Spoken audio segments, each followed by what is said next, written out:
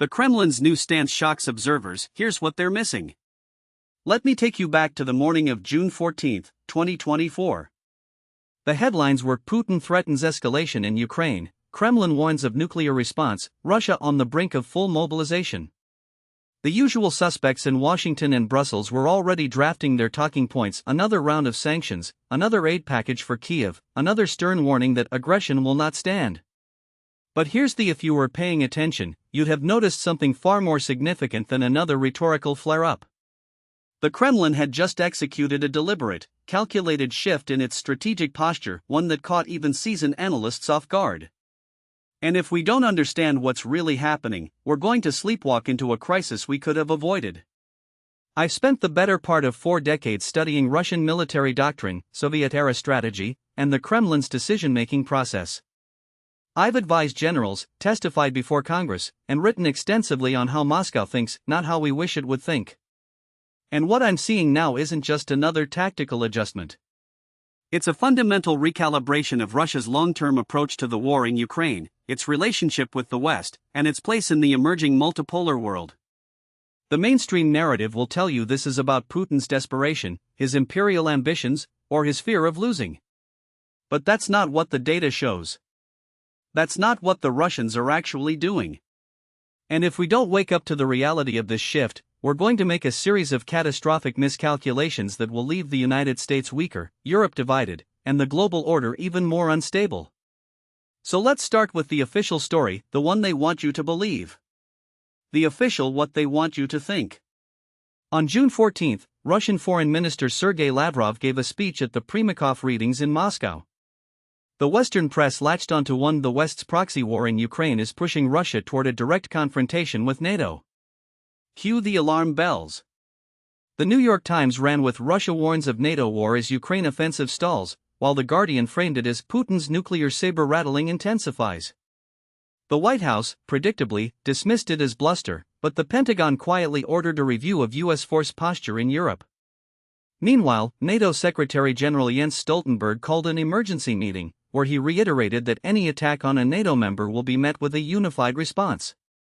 The official narrative goes like Russia is losing in Ukraine. The much-hyped Ukrainian counteroffensive has failed to break through Russian lines, and Moscow is now resorting to threats to buy time. Putin, facing domestic unrest and economic strain, is doubling down on nuclear intimidation to force the West to the negotiating table. The Kremlin's rhetoric is escalating because its conventional options are dwindling. In short, this is a sign of weakness, not strength. But there's a problem with this narrative. It doesn't hold up to scrutiny. First, let's look at the battlefield. The Ukrainian military has indeed made some progress in the south, but at a staggering cost. Open-source intelligence suggests that Ukraine has lost between 30 to 40% of its Western-supplied armor in the past 3 months alone. Russian electronic warfare has neutralized much of Kiev's drone and precision strike capabilities, and Moscow's layered defenses, mines, trenches, and artillery have proven far more resilient than Western planners anticipated. Meanwhile, Russia's defense industry is operating at full capacity, churning out artillery shells, drones, and missiles at a rate that outpaces NATO's ability to resupply Ukraine. If this is a sign of Russian weakness, it's a strange kind of weakness. Second, the nuclear talk. Yes, Putin has mentioned Russia's nuclear arsenal more frequently in recent months. But here's the: he's been doing that for years. In 2014, after Crimea, he warned that Russia was ready to bring its nuclear forces to a state of combat readiness. In 2018, he unveiled new hypersonic missiles with the same kind of ominous language. And in 2022, after the invasion of Ukraine, he put Russia's nuclear forces on special combat duty. The difference now isn't the content of the threats, it's the context. And that's what the media is missing. Third, the economic angle. The West loves to point to Russia's GDP growth as evidence that sanctions are failing. But that's not the whole story.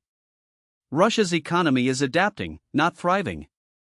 Its trade with China, India, and the global south has surged, but its high-tech and industrial sectors are still struggling. The real story isn't that sanctions have failed, it's that they've forced Russia to accelerate its pivot away from the West. And that's a long-term strategic shift, not a short-term crisis. So if Russia isn't on the ropes, if this isn't just bluster, and if the economic picture is more nuanced than the headlines suggest, what's really going on? Deconstructing the Kremlin's what's really happening. Let me tell you what the Russians are actually doing. And to understand it, you have to think like a Russian strategist, not like a Western politician or a CNN pundit. First, the Kremlin has made a deliberate decision to transition from a special military operation to a long-term war of attrition. This isn't about taking Kyiv in 6 months. It's about grinding down Ukraine's military, its economy, and its Western backers over years. The Russians have studied the West's attention. They know that Western support for Ukraine is already fracturing. Look at the political battles in the US Congress, the rising anti-war sentiment in Europe, and the growing fatigue among NATO members. Moscow's bet is that time is on its side. And so far, the data suggests they're right. Second, the nuclear rhetoric isn't about imminent escalation. It's about deterrence. The Russians are sending a "if you cross our red lines, direct NATO involvement, regime change in Moscow, or the dismemberment of Russia, we will respond asymmetrically." This isn't empty posturing. The Russians have a doctrine of escalate to de-escalate, which means they're willing to use tactical nuclear weapons early in a conflict to force the enemy to back down. The West dismisses this as madness, but that's exactly what makes it effective. The Russians know that NATO's nuclear threshold is higher than theirs, and they're exploiting that asymmetry. Third, and this is the part that should really worry us, the Kremlin is preparing for a direct confrontation with NATO not today, not tomorrow, but in the next 5 to 10 years. The recent deployment of Russian troops to Belarus, the action of military bases in the Arctic, and the reinforcement of the Northern Fleet aren't just about Ukraine. They're about positioning for a future conflict with the West. The Russians see NATO action as an existential threat, and they're building the infrastructure to counter it. Now, here's where it gets interesting. The Russians aren't just preparing for war, they're redefining what victory looks like. For Moscow, winning in Ukraine isn't about conquering territory. It's about breaking the West's will to fight. And they're using a playbook that's worked before. Just look at Afghanistan in the 1980s. The Soviets didn't lose because they were militarily defeated. They lost because the US and its allies outlasted them. The Russians have learned that lesson. This time, they're the ones playing the long game. But there's another layer to this. The Kremlin's shift isn't just about Ukraine. It's about China. And that's where the real geopolitical chessboard comes into play. The broader geopolitical, the return of great power competition. Let's out for a moment. What we're witnessing isn't just a war in Ukraine. It's the death throes of the unipolar world order, the one where the United States was the sole superpower, where NATO could EXD without consequence, and where Russia and China were treated as regional powers to be managed, not global competitors to be reckoned with. The Russians have been warning about this for decades. In 1997, Yevgeny Primakov, then Russia's foreign minister, proposed a multipolar world where no single power dominated. The West ignored him. In 2007, Putin gave his famous Munich speech, where he accused the US of an almost uncontained hyper-use of force in international relations. The West dismissed him as a KGB thug. In 2014, after Crimea, the US and Europe imposed sanctions and assumed Russia would collapse.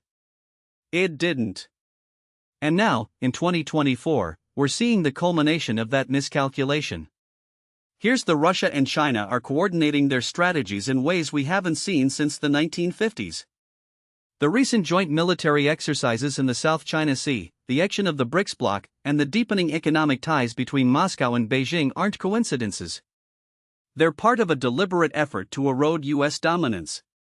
And it's working. I'm not saying Russia and China are formal allies. They're not. But they are aligned in their opposition to US hegemony. And that alignment is reshaping the global order. The Russians are tying down NATO in Europe, while the Chinese are extending their influence in the Indo-Pacific. The goal? To create a multipolar world where the US can no longer dictate terms. Now, compare this to the US strategy. Since the end of the Cold War, Washington has operated under the assumption that it could integrate Russia and China into a US-led order, or, failing that, contain them. Neither has worked. Russia has been pushed into a corner, and China has grown stronger. And now, the US finds itself in a two-front strategic dilemma, one it's not prepared to handle. This is where the historical parallels come in. In the 1930s, Britain and France tried to contain Germany by allowing Hitler to rearm and extend eastward. It didn't work. In the 1960s, the US tried to contain the Soviet Union by surrounding it with military bases and alliances. It worked for a while. But eventually, the Soviets pushed back. And now, in 2024, the US is making the same mistake with Russia and China. We're trying to maintain a global order that's no longer sustainable, and we're doing it with a military that's stretched thin and a political class that's divided.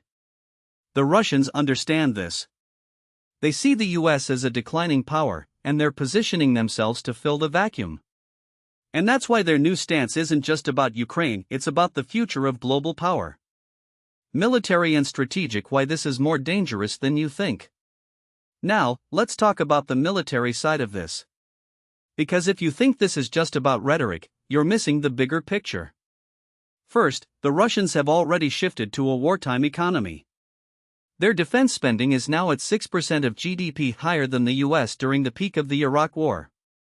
They're producing 3 times as many artillery shells as the US and Europe combined. And they're doing it while maintaining a higher rate of technological innovation than the West in key areas like hypersonic missiles, electronic warfare, and drone swarms. Second, the Russians are preparing for a NATO intervention. They've moved troops to Belarus, reinforced their Arctic bases, and deployed nuclear-capable missiles to Kaliningrad.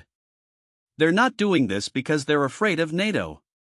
They're doing it because they're planning for a future conflict. And they're doing it in a way that maximizes their strategic depth. Third, the US and NATO are not prepared for this. The US military is still structured for counterinsurgency wars in the Middle East, not great power competition. Europe's defense industrial base is a fraction of what it was during the Cold War. And NATO's eastern flank is vulnerable, just look at the recent reports of Russian sabotage in Poland and the Baltics. Now, here's where it gets really dangerous. The hawks in Washington and Brussels are pushing for direct NATO involvement in Ukraine. They want to send F-16s, long-range missiles, and even US troops. But they're not thinking through the escalation dynamics. The Russians have made it if NATO crosses their red lines, they will respond. And their response won't be conventional. It'll be asymmetric cyber attacks, sabotage, or even limited nuclear strikes. I've been warning about this for years. The US has a habit of underestimating its adversaries. We did it in Vietnam. We did it in Iraq. We did it in Afghanistan. And now, we're doing it again with Russia. The difference this time? The stakes are nuclear. The domestic political why this is about more than just Ukraine. Now, let's talk about the domestic side of this. Because this isn't just a foreign policy issue, it's a political one. In the US, the war in Ukraine has become a wedge issue. The Biden administration has framed it as a battle between democracy and autocracy, but that narrative is fraying. The American public is tired of endless wars. The Republican base is skeptical of further aid to Ukraine. And the 2024 election is shaping up to be a referendum on US foreign policy. Here's the Biden administration needs this war. It needs it to justify NATO action. It needs it to rally Europe against Russia. And it needs it to distract from domestic failures. But the longer this war drags on, the harder it becomes to sustain public support. And that's exactly what the Russians are counting on. In Europe, the situation is even more precarious. The war has unified Europe in the short term, but it's also exposed its divisions. Poland and the Baltics want more confrontation with Russia. Germany and France want diplomacy. And the southern Europeans, Italy, Spain, Hungary, are skeptical of the whole enterprise. The Russians know this. They're exploiting these divisions, and they're doing it deliberately. Meanwhile, in Russia, the war has consolidated Putin's power. The opposition is gone. The oligarchs are compliant.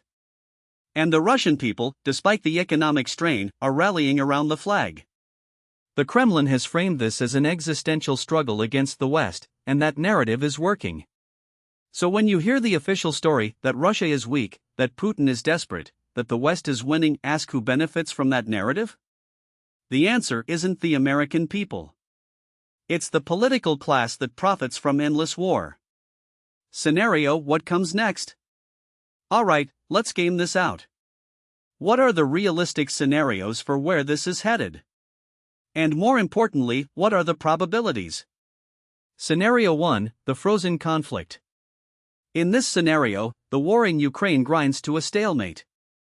Neither side can achieve a decisive victory, but neither is willing to negotiate. The front lines stabilize, and the conflict becomes a low-intensity war of attrition. The US and Europe continue to arm Ukraine, but at a reduced level. Russia digs in, fortifying its positions and waiting for Western fatigue to set in. Over time, the war becomes normalized, like Korea or Cyprus. The risks of escalation decrease, but the human cost remains high. This is the best-case scenario for the West. But it's not a victory. It's a holding pattern, one that leaves Ukraine partitioned, Europe divided, and Russia stronger than before the war. Scenario 2: the long war. This is the most likely scenario. The war drags on for years, with periodic offensives and counteroffensives. The US and Europe continue to arm Ukraine, but at a slower pace. Russia adapts, shifting to a defensive posture while exiting its military-industrial base. The economic strain on the West grows, and public support for the war wanes. Meanwhile, Russia deepens its ties with China, Iran, and North Korea, creating a parallel economic and military bloc. In this scenario, the risk of escalation is constant. A miscalculation, a stray missile, a cyber attack, a NATO soldier killed by accident could spiral into a direct conflict. And the longer the war goes on, the higher the stakes become. Scenario 3: the Great Power War. This is the nightmare scenario. The war in Ukraine escalates into a direct conflict between NATO and Russia. It could happen in one of two. 1. Accidental escalation: a NATO supply convoy is hit by a Russian missile. A US drone is shot down over the Black Sea. A cyber attack takes down a European power grid. One side misinterprets the other's intentions, and the conflict spirals out of control. 2. Deliberate escalation: Russia, facing defeat in Ukraine, strikes a NATO member, say, Poland or the Baltics, using tactical nuclear weapons. NATO responds with a conventional counterattack. The Russians escalate further. And before anyone knows it, we're in a nuclear exchange. This scenario is unlikely, but it's not impossible. And if it happens, the consequences would